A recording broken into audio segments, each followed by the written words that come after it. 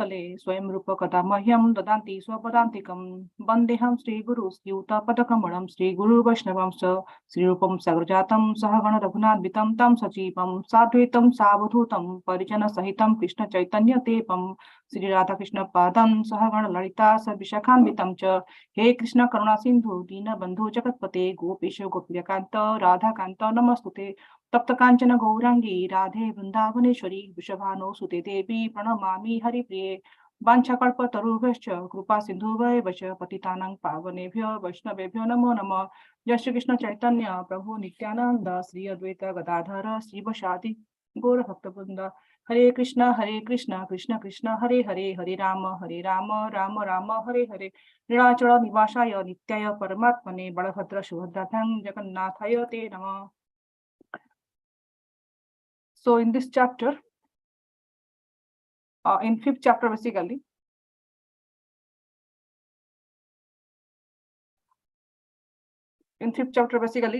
we discussed about the Niskam Karmaja. Like sometimes, the doubt comes in our mind that how can I not be attached to the result of my work? And I worked so hard for it, I did so much effort, but like here we are saying that we are not getting attached to it, and we should not get attached to it, and we should not be hankering for the result. How is this possible? So Krishna is explaining very nicely. Also, Amritananda Prabhu mentioned about the doership mentality. Krishna explaining here that you are getting attached to it because you are thinking that you are the doer. The fact that we are not the doer, basically there are three doers: Jiva, Ishvara, and Prakriti. So basically, Jiva desires, then Supreme Version of Godhead or Parameshwara, like he witnesses it and then he sanctions based on our karmic balance. Then what happens? The Prakriti or the material nature, he basically manifests and he helps us, facilitate us completing our desire. So with the defects within us, like for committing mistakes and the imperfect senses and the cheating propensity, then it is very difficult for us just to realize that we are not the doer and how we should not getting attached to the result. So we can imagine here that even Arjuna also is having the same kind of doubts over here. Then Arjuna also is later on in this chapter, he is inquiring how to keep the mind and senses under control, because here very nicely Krishna is explaining that we have to keep the mind and senses under control, and then we have to act without the attachment. So then Arjuna also is having that doubt that how about the doership mentality and how this mind and sense to be keeping under control. So regarding the stewardship mentality, I was listening to a nice realization for some devotees.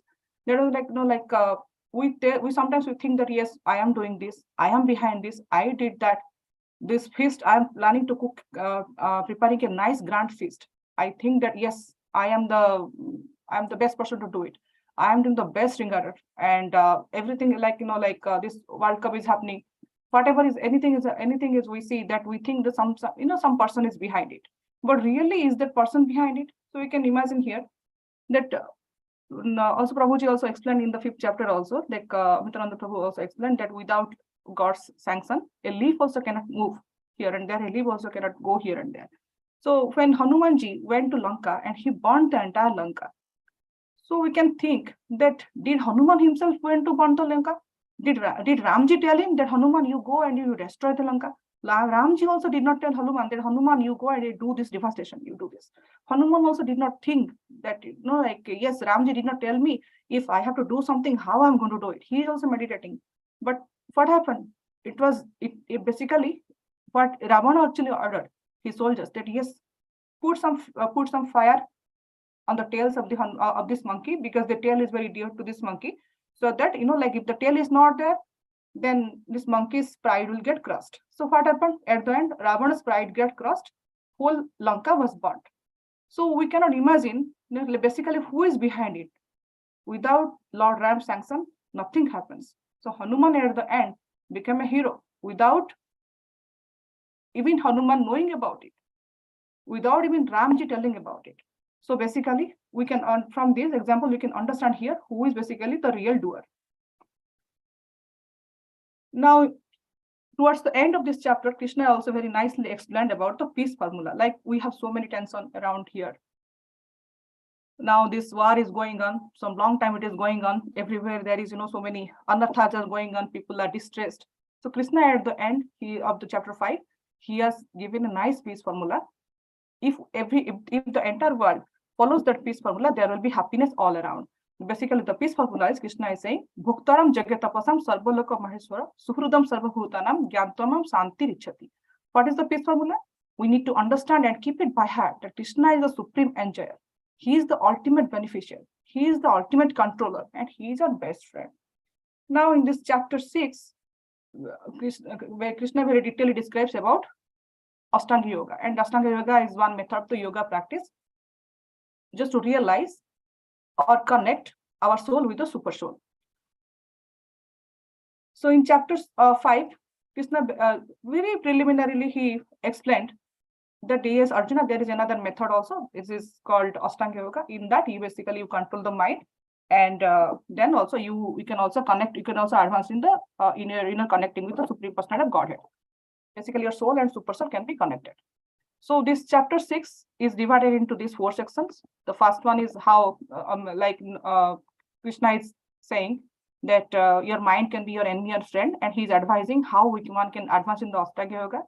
Then what is how to practice Ashtanga Yoga, basically what are the steps in it, and what is how to basically control our mind. Then Krishna explains at Arjuna's query that what happens to this destination of these yogis, if it is a success or it is a failure. And then at the end, Krishna declares that Bhakti Yoga is the topmost of all. So basically, if you see this picture here, the monkey is jumping. So in the Patanjali system, our mind basically is compared with this monkey. A monkey basically jumping from one branch to another. Monkeys are very disturbed. So our mind, we can just imagine, basically this Kali Yuga, we can imagine basically our mind basically is compared to a monkey. The monkey is basically intoxicated with the wine. He has drank the wine, and basically, and his tail is tied with the booze. And the situation in the situation, imagine what the monkey will be doing, and what at the same situation basically we are here. So our same way is the monkey is intoxicated. Our mind also is intoxicated by the false ego, and we think that we are the doer. Then we desire certain things. We want this, we don't get it. So anger arises within our heart, within our mind. So we get agitated. So like Kama and Krodha, both things, they go side by side. If something is not fulfilled, if my lust is not fulfilled, I get angry. So people are agitated. So we see so many disturbances, so many gun shooting is going on. Small kids, they are in the violent mood. And later on also, there is also the scorpions, like is biting this monkey. The same way we can think that we can compare that we have deep-rooted envy that I am better than that other person. My son is studying better than the other person's son. I have to get better mark. In my office, I want to be the best employee. And the other person did not do that like me, but he got a better raise. So many kinds of, deep-rooted envy in our mind is there. They're constantly biting us just like a scorpion. So Krishna in detail here telling us how to control our mind. Basically, Krishna here telling, Krishna basically tells so many methods. Like Bhakti Yoga is one of the best methods to control our mind, because constantly we're meditating on Krishna, and we're always, all our activities are dovetailing into Krishna's service. So automatically our body, mind, and words, everything gets connected with Krishna. That's one of the way to control our mind. The other method Krishna is advising here is the Ashtanga Yoga method. So in the Ashtanga Yoga method, Krishna basically is explaining Arjuna in detail how one can control his mind, and the rigorous processes of the Yama, Niyama, Ahara, Pratyahara, and all those things Krishna is describing here, how to follow in the Ashtanga Yoga, so that the goal is to control the mind. And after controlling mind, what happens? After controlling mind, basically we can focus on Supreme Personality of Godhead, and our soul can get connected with the Super Soul. So this Ashtanga Yoga basically a nice method, but these days whatever we're seeing, we call it as yoga. Like this yoga is very popular these days. Like if you see in the early morning in America, a lot of WhatsApp groups are there. So many yoga videos will come to us. So many yogas, so many groups are there created. join this group. So you will be having you will be totally become physical fit. You look beautiful, you look handsome, you can do this fight, you can lose 10 kilos of weight. So that is basically not the goal of yoga. The real goal of yoga, yes, definitely there are some rules and regulations are there. We follow some niyamas and some niyamas we follow, so that we can control our senses, and by controlling senses, slowly we will do mind control. And what is the primary goal of this any of the yoga? Yoga basically is connecting our consciousness with the supreme consciousness, basically connecting our soul with the super soul. Basically that is the yoga. Yoga basically is union. So in this current yoga, whatever you are saying, that there are so many, this is now a nice money making business industry, we can say that. So they are basically this physically fitness, staying physically fit. We can say this is basically a side product, like the chemical equation we write, right? Many like A plus B is equal to C, and something will be a side product. Similarly, this staying physically fit, I know it is definitely it has so many values are there. So it is definitely needed to stay physically fit. So we should be staying physically fit so that we can do more devotional service. But conditional self, what he does, he stays physically fit to do other mundane activities. So that is not the real purpose of yoga. And these days there is an International Yoga Day also is getting celebrated. So it started, I think, somewhere in 2014 or 2015. The 21st June is the International Yoga Day. It has been approved and it has been getting celebrated across the worldwide. But the real Yoga Day is the day on which the Supreme Father Krishna explained about all these yoga, all these, like Bhakti Yoga, Karma Yoga, Jnana Yoga, Dhyana Yoga, everything what he explained, that is basically the real Yoga Day, we can say. Basically that day, Supreme Father himself, he is telling how to connect with him. Now we can see here that how to basically, now actually basically what, basically Krishna is telling here about the mind part. So what is basically the mind part?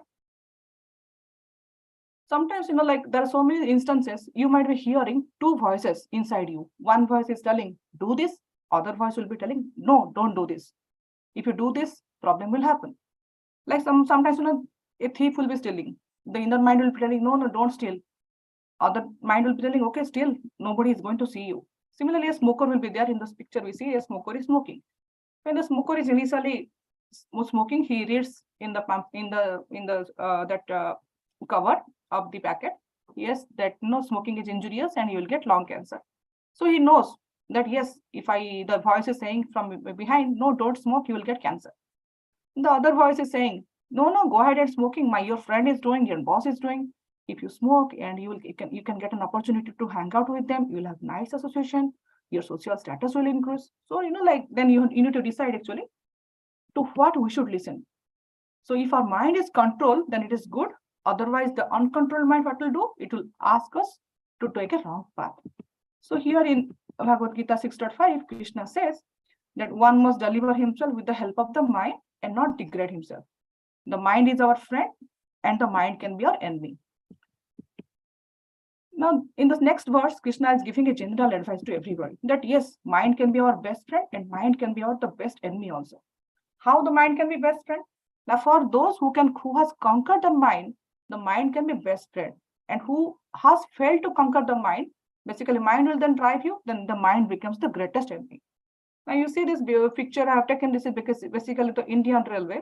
So when we used to travel in this Indian Railway, like when I was studying, I was going to my college and sometimes we used to go by this Indian Railway, like overnight train journey used to take. So we used to carry water from the train, from home. So basically that nice cool water from home we take, otherwise Bisleri water we used to carry. Sometimes, the train get delayed and the water, is getting over. So immediately the temptation happens. Yes, there is a tap is there. Let me go and drink water. So many times we think that, yeah, it's okay. We can drink water once in a while. We can drink. But the other mind says, no, and we know, and because our parents have told and we have read that no, this tap water, like is polluted. It is, there could be germ and we could become sick. So we avoid drinking.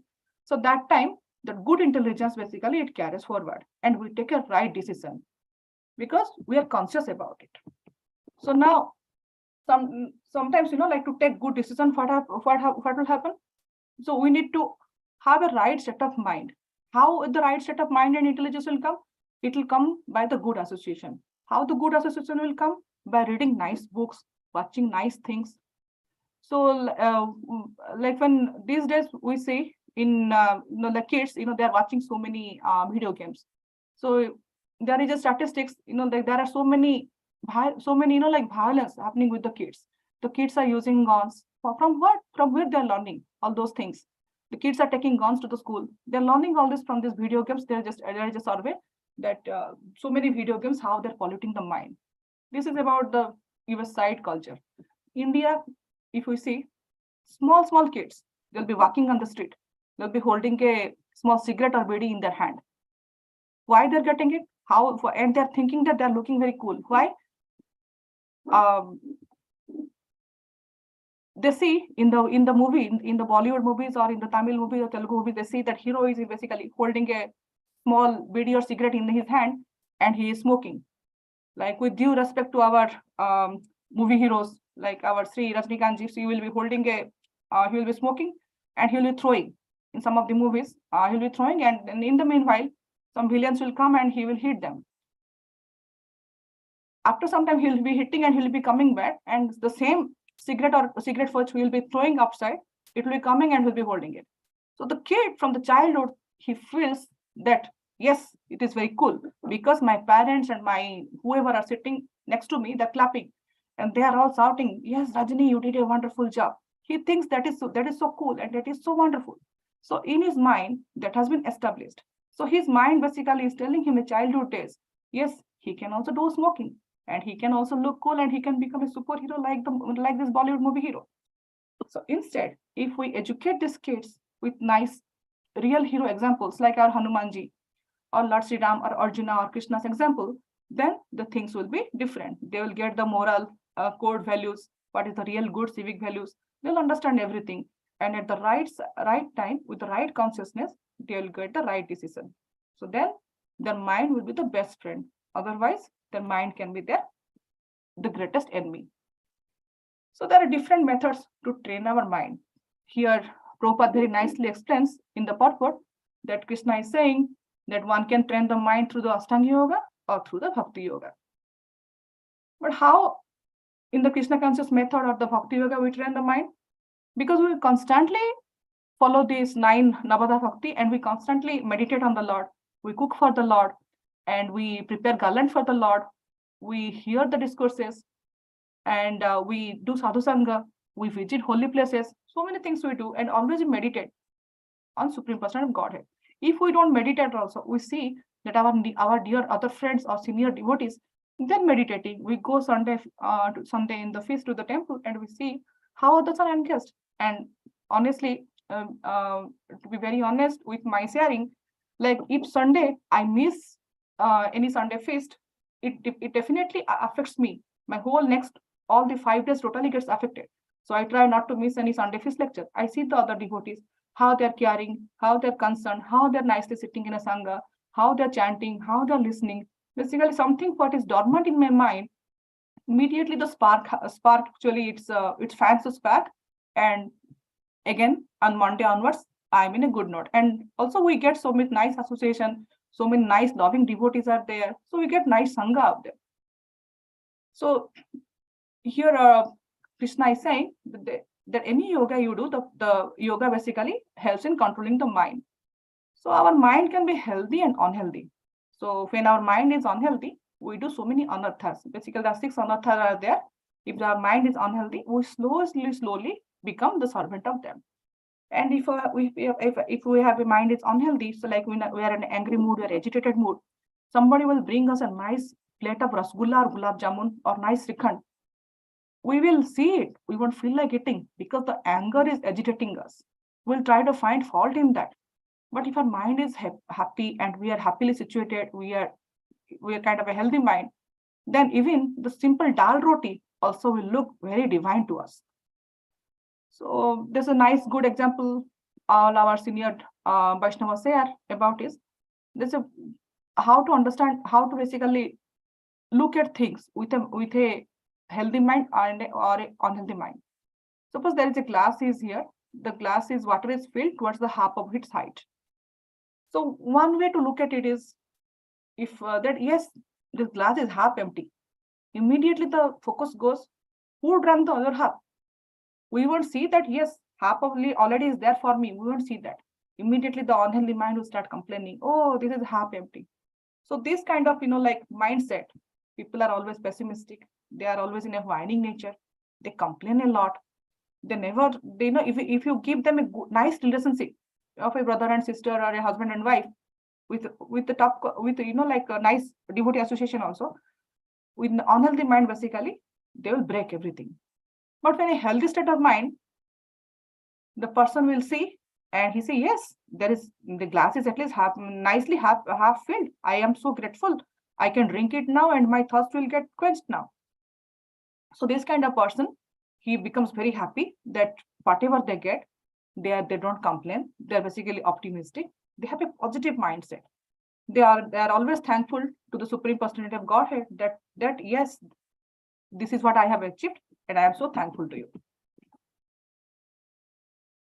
So one must always aspire, always try how to have a healthy mind. Now here, Krishna also explaining here how the controlled mind behaves and how a uncontrolled mind behaves. Basically, controlled mind acts as a friend, and it follows the direction of sadhu and shastra, and the controlled mind basically focuses on how to please Krishna instead of my pleasure. It works on the Krishna's pleasure, and it helps us liberate our liberation, which is the ultimate goal, and it's by the spiritual activity. Instead, what the uncontrolled mind do? Uncontrolled mind, as Krishna told, it acts as an enemy, and it basically helps us to progress into demoniac activities by following the 6 anarthas. Then instead of Krishna's pleasure, it asks us how I will get pleasure. Basically, it will take instead of going a Goswami Marga, it will help us to go in a Godas Marga. Basically, it helps us in our sense gratification. And with this uncontrolled mind, with the desire, increasing desire, what will happens? The conditioned soul, basically, it gets entangled in this material activity. It takes birth again and again. So when Krishna is telling about this, yes, mind can be your friend and you can use this mind and you can control it, then Arjuna has a doubt now. Arjuna is directly asking Krishna this about this nature of the mind. Arjuna is saying, Krishna, this mind is so restless. It's turbulent and obstinate and very strong. Arjuna is very powerful. Arjuna can subdue anything. Arjuna can subdue the wind. Arjuna is capable of firing a fire weapon and wind weapon. But here Arjuna is saying that it is very difficult than controlling the wind. So here we must understand that what is the nature of the mind. Basically, this 6th chapter about the mind nature, there are so many classes, so many seminars that happened. All the corporate offices, there are so many trainings going on. What is the mind, nature of the mind, how to control it. There are so many seminars are going on only on the basis of these 4 verses. What is about how nature of the mind and how this mind can be our friend and how the mind can be our enemy. So about the nature of the mind, the mind is always flickering. It's just like a diya is, like it's flickering, the flame is flickering. The mind is always flickering. How it is flickering? No, immediately what, there will be benefit of doubt. Like here, Arjuna is so powerful and so he is Krishna's friend. Immediately the doubt is coming to him in his mind and the doubt is bothering him. Why this doubt is coming? This doubt is coming due to this attachment. So this doubt basically, it is affecting our mind also. Then when the doubt is coming, right, then we try to establish this, yes, my doubts are perfect. I have a genuine reason to have this kind of doubt. Here Arjuna is saying, explaining so many reasons. There are 5 reasons Arjuna has explained that Krishna, these are the reasons why I do not want to fight.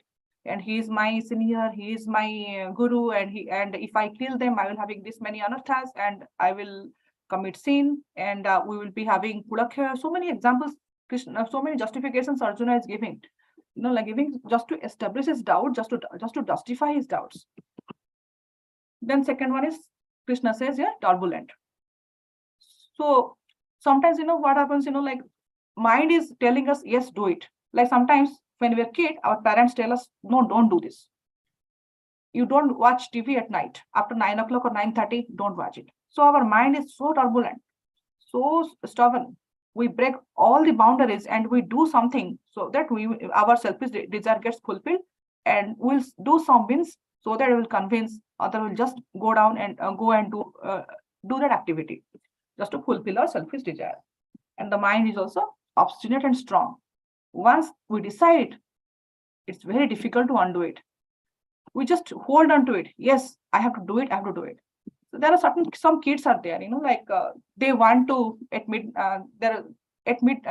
later at night, they want to go to some friend's house, or they want to eat one particular sweet. So they will cry for that sweet. Because why? Their mind is constantly hankering for that, and they're very, very obstinate and strong. Yes, I want it. That thought doesn't come out of their mind. So sometimes their parents, they are attached to the kids, they go out of the way to fulfill that desire. Sometimes, there are certain things, certain thoughts in our mind, it stays. Somebody would have told us something 20 years back that will be sticking into our mind. Always, will be certain point of time, it will be like coming and disturbing us. However we try, that particular thing will not get out of our mind. So these are this is now. So here Arjuna is explaining this mind is restless and very strong, and it's very difficult for Krishna to control it. We can also imagine here Arjuna is so powerful. Arjuna basically is the topmost Kshatriya or topmost archer in the Dwapar Yuga. He is the most desirable man, or the complete man, we can say, in Dwapar Yuga. In Kali Yuga, we are very insignificant in comparison to Arjuna. Now, Arjuna is telling in Dwapar Yuga that it is very difficult for him to conquer basically the mind. So when Arjuna is doing any kind of war, and he is having this Gandiv Dhanu, and he is having so many weapons. He has Agnastra, he has so many weapons he has acquired from Indra and others. So what do? He will basically chant, he will close his eyes and he will chant his mantras and invoke fire or invoke air. So that Arjuna, he is for 1 second or 2 seconds, basically he's completely focusing on that by chanting so many nice mantras just to invoke that weapon. That Arjuna is telling that it is difficult for him to control the mind.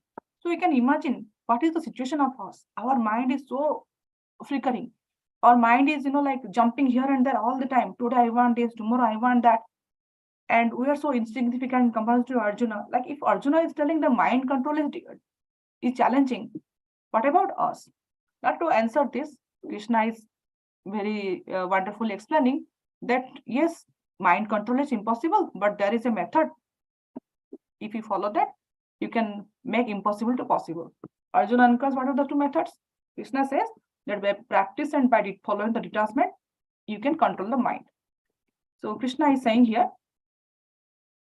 basically Abhyasana and Vairagyana. So Abhyasa means practice and Vairagya means detachment. Krishna is saying that yes, there is no doubt that controlling mind is very difficult. It is very difficult basically to curb the restless mind, but it is only possible by the suitable practice and by detachment. So Krishna is saying here the two methods. One is Abhyasa and the other one is Vairagya. Abhyasa basically are the do's. Like there is Navada Bhaktis are there, nine limbs are there, and our Acharyas always advise us that always you try to do listen more, do Shravanam more, then basically your mind control will happen. And the other one is Vairagyana.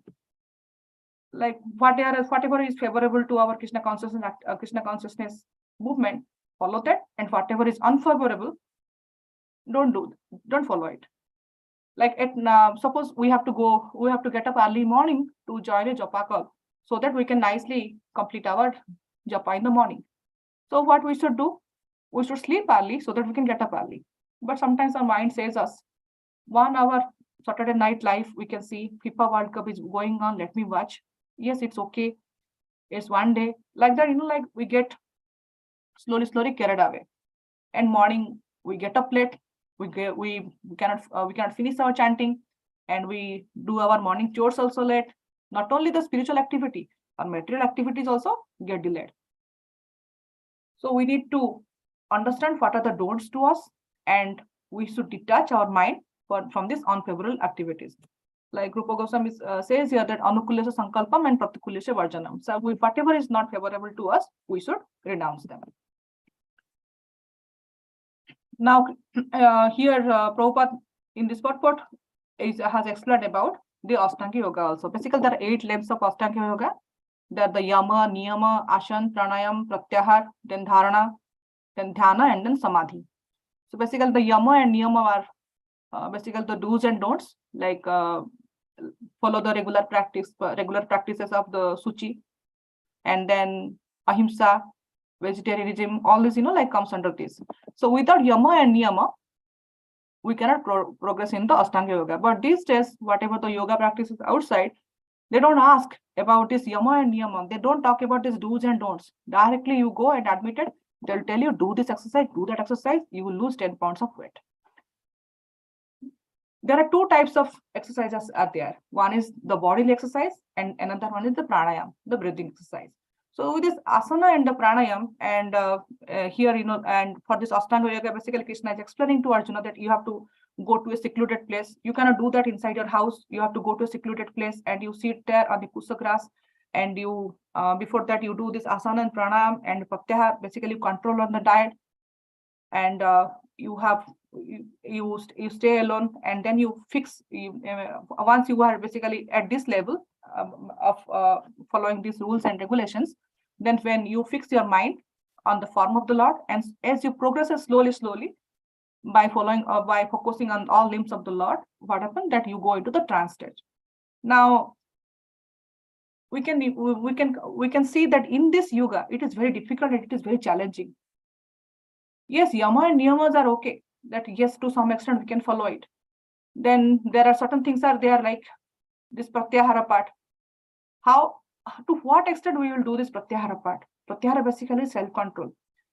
Yes, we can do to some extent eating habit, but in this Ashtanga Yoga, basically, if we read Bhagavatam about Dhruva Maharaj story, Dhruva Maharaj basically few days he has to survive on the fruits which are directly falling down from the trees, and later on basically he was just engulfing the air only. So that way basically he practiced the Ashtanga Yoga. But in this, with this conditioned life and with so many challenges and so many responsibilities we have, it is very difficult to follow this practice. And about this pratyahara part, ahara basically is a sense object, and when we take it, our senses gets gratified. Like this music, we hear certain mundane music, right? That becomes a food to the ear. So with so many noises all around, so many horns all around, how are you going to control our this, listening sense object? How are you going to control? How are you going to control the mind? So it is very challenging in this age, and that too, in Kali Yuga, the persons, we are surviving little bit lesser time. Like in the Upper Yuga, the conditioned soul or the person that we were surviving 1,000 years, but it has been reduced down to 100 years, maximum 100 years. So this sort of span of time, and with so many challenges and so many commitments, and staying in this city life, it is very difficult to follow this Ashtanga Yoga. Now Arjuna, basically he was a spokesperson on behalf of us, and he is confirming in Dwapar Yuga it is difficult. So definitely in Kali Yuga also it is also difficult. So Arjuna's reaction was, yes, it is very, very difficult, and it is totally impractical and unendurable for me.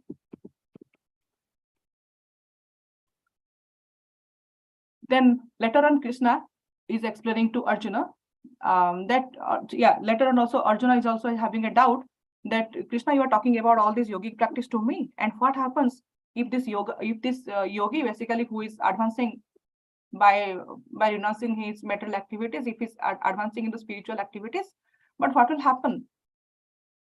He is faithfully taking the yogic process, but later on he falls away without basically perfecting spiritual consciousness. So basically, in the book, in the Bhagavad Gita, very nicely example is Prabhupada has an example, given a nice example here. The cloud is there, right? The cloud is basically when it mixes with the other cloud, it's good. When it doesn't mix with the other cloud, basically it falls down. It stays like that. It has no value. So similarly here, Arjuna is inquiring here. Suppose we are advancing in Krishna, a devotee is advancing in Krishna consciousness or bhakti yoga, and he is basically renouncing his material activities. Now, what will happen if he, after progressing certain path, he is decided that no, he is not going to do that, and he wants to take a seat back? So what is going to happen? Is it now the person is materially unsuccessful, and he is going to become also spiritually unsuccessful? So Arjuna is inquiring, though, what is the destination of these unsuccessful yogis? Are they going to have a success, or they are going to have a failure? Does he fall away from both material and spiritual success? So Krishna tells him that definitely success is guaranteed. How success is guaranteed? Now, in the school of bhakti, success is always 100%.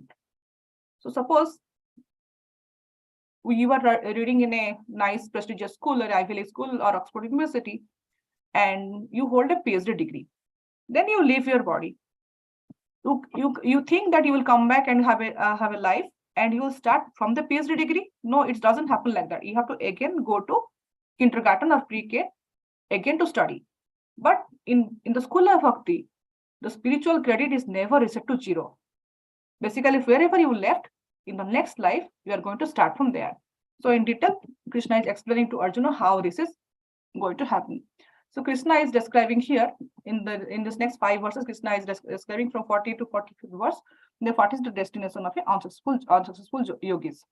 Krishna says that unsuccessful yogi, after many years of enjoyment on this planet of the pious living entities, is born into a family of righteous people or into a family of rich aristocracy. So there are basically 2 categories of people are there who are there. Some people basically they join our Krishna conscious movement for some benefits. The benefit is they are given and they don't come. We see that in our Sunday feast, so many new faces come, but some of them will be coming and praying that Krishna, oh, I need my green card, I need my immigration to be fulfilled. We see that the desire gets fulfilled. After that, they don't come. So they are one set of people. There are other set of people are there. They come with a genuine interest for Krishna consciousness. So what happens for them? Sometimes there is a on-time death, or sometimes they get attracted to something else. So after a very little progress or very advanced progress, some of them they are not able to do advancement in bhakti. So Krishna is explaining in these verses that what happened to these kind of devotees. So Krishna is saying that those devotees, there are 2 categories that we discussed, right? Some of them are with little progress. Those with a little progress, basically, what happens to them? They enjoy in the higher planets, and then they take birth in the aristocratic family. Then the other set of category people are there. They have basically practiced long time. So what happened to them after they are fallen from this bhakti? Basically, they take birth in the family of devotees. Krishna is so kind that this devotee who has already practiced so long for me, and he's trying to help basically. So what he does in these 2 examples, you can see that Krishna is taking care of basically his physical needs. He is making sure that this person is going to get a nice house. His physical comforts are taken care. So what he will do? He will basically do a 100% focus on reaching his final goal. What is the final goal? Final goal is connecting with Krishna. So Krishna makes sure that before this devotee is taking birth, he is making sure that there is another aristocratic family is born and a family of devotees is born.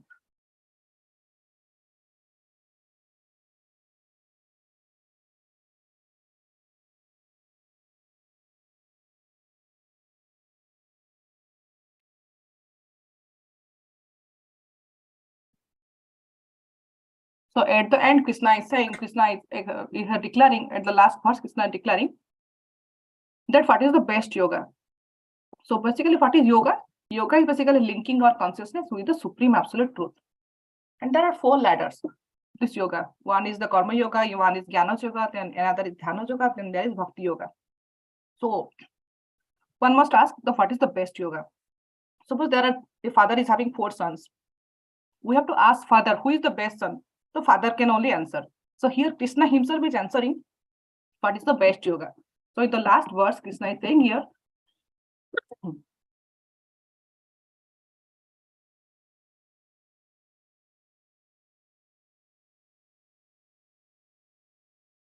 In the last verse, Krishna is saying here,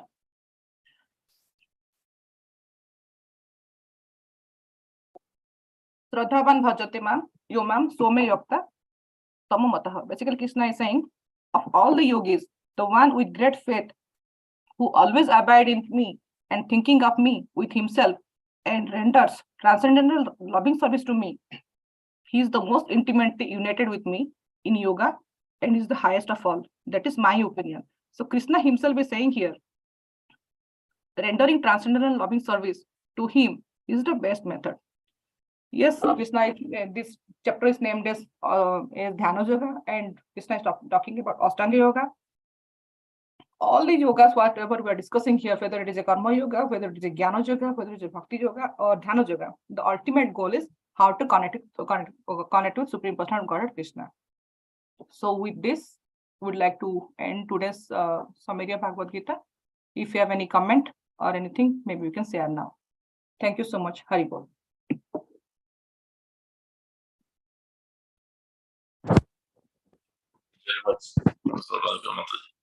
Nice explanation on chapter 6, Ashtanga Yoga. Wonderful class, both of you.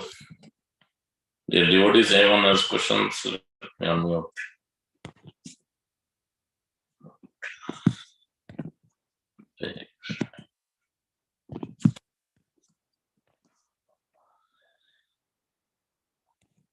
Okay, go ahead. Anyone has questions? Amrutananko, go ahead. Hare Krishna, Mataji. Please accept my humble obeisance. All Guru Srila Prabhupada. Thank you, Mataji. As usual, excellent class. I have a realization to share. Lessons learned the hard way in Bhakti. Several years ago, I think 93, on Mayapur Yatra with Radhanath Swami and the entire Mumbai temple, Chowpatty temple, we had 3-4 bogies of train from Mumbai to Calcutta. And it's a 2-day, 3-night journey or something like that, long journey. So new to Hare Krishna, and the first thing you learn is you're not the body, you're the soul. So the railway station example of water that you gave, at some station in Bihar, I got down, and what we used to do, devotees, they would get down at stations and do kirtan, big, huge kirtan on the platform.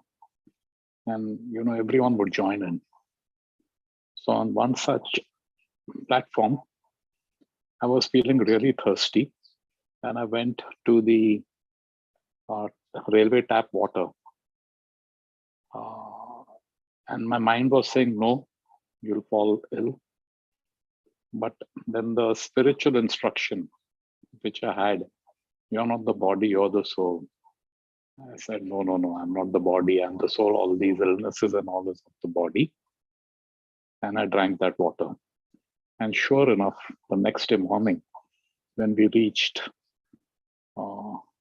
Calcutta station, I had terrible stomach cramps and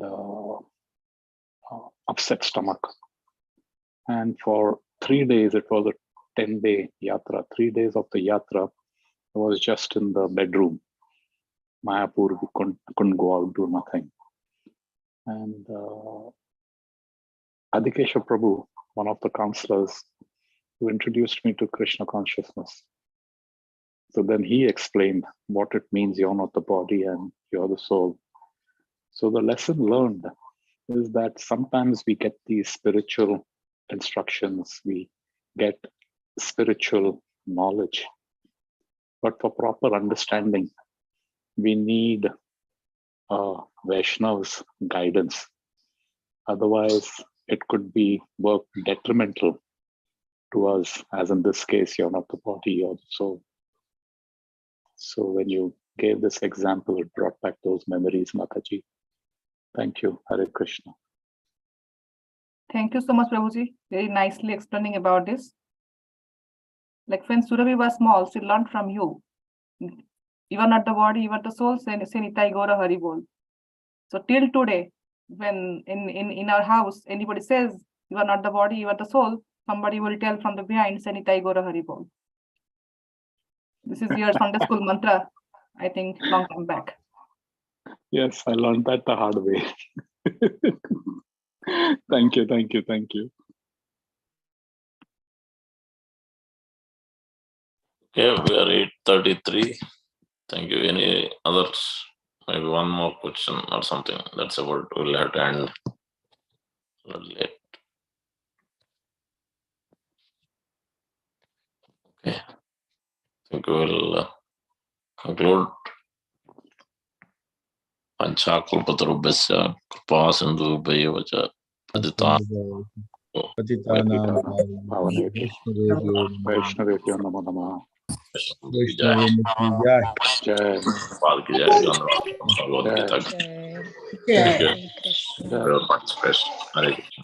Hare Krishna. Thank you Thank you everybody. so Hari much. Bol. Hare Thank you, Krishna. Mataji. Hare Thank you, Krishna. Mataji. Hare Thank you, Krishna. everybody. Hare Hare Bol. Krishna. Hare Krishna. Hare Krishna. Hare Krishna.